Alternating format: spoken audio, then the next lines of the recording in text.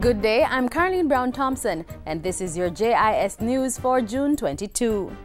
Prime Minister Portia Simpson Miller has called for reconstruction and recovery insurance for vulnerable developing countries. The Prime Minister was speaking at the United Nations Conference on Sustainable Development, also known as Rio +20 in Brazil. Mrs. Simpson Miller lamented the mixed progress in development, environmental protection and social inclusion over the 20-year period since world leaders met first in Rio and agreed on an ambitious path towards sustainable development.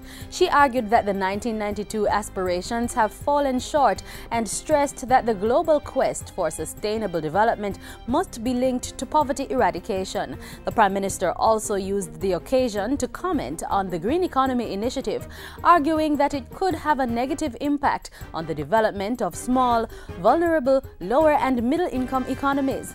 A green economy is one whose growth in income and employment is driven by investments that protect the environment. Mrs. Simpson Miller said Jamaica broadly supported the initiative, but urged her fellow heads of government to ensure that it did not become a market-driven concept that benefited only developed countries.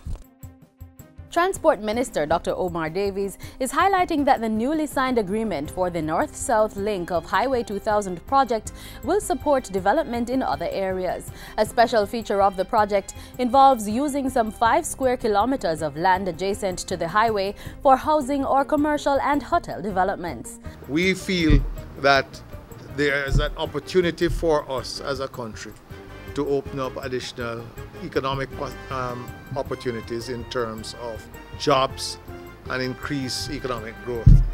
On Thursday, government signed implementation and concession agreements with the Jamaica North-South Highway Company, a special purpose company established by China Harbour Engineering and Construction Company to undertake the development. The investors will be responsible for financing, design, constructing and operating the project and will be given a concession period of 50 years. The $600 million 4-lane highway should be constructed over 3 years, and on completion of the concession, the roadway will be handed back to the government at no cost. A submission has been made to Cabinet to centralize the operations of the scrap metal sector as government gets set to resume the trade.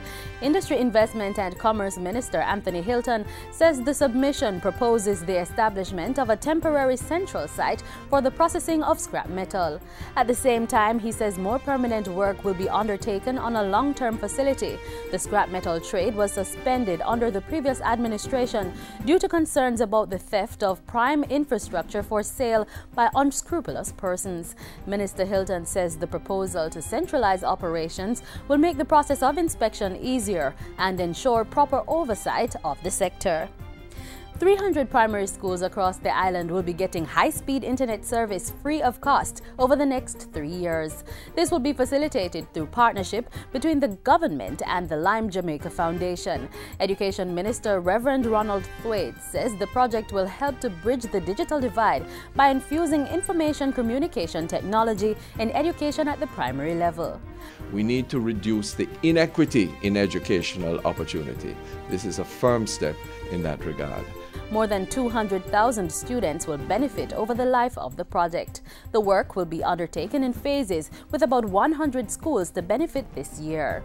And finally, the public could be asked to vote on songs being submitted for the Jamaica 50 celebrations, which will possibly lead to an endorsed compilation. A statement from the Jamaica 50 Secretariat says the body has received submissions from various artists and discussions were ongoing about how best to have the public help decide on the songs most suitable to be recognized as part of the celebrations. The Secretariat says its social media team is now working on the design of such a campaign, and they're talking with a major telecoms provider on a texting platform to support this. The group says the decision was fast-tracked by recent public debate about the official Jamaica 50 song, with 2 pieces of music at the center of the controversy. Expressing regret that so much time has been devoted to a debate about a Jamaica 50 song rather than about the real significance of the milestone, the Secretariat is again insisting that it has not and does not intend to select one official Jamaica 50 song as it pursues an inclusive approach to the celebrations. And that's it for JIS News today. I'm Caroline Brown-Thompson. Thanks for watching.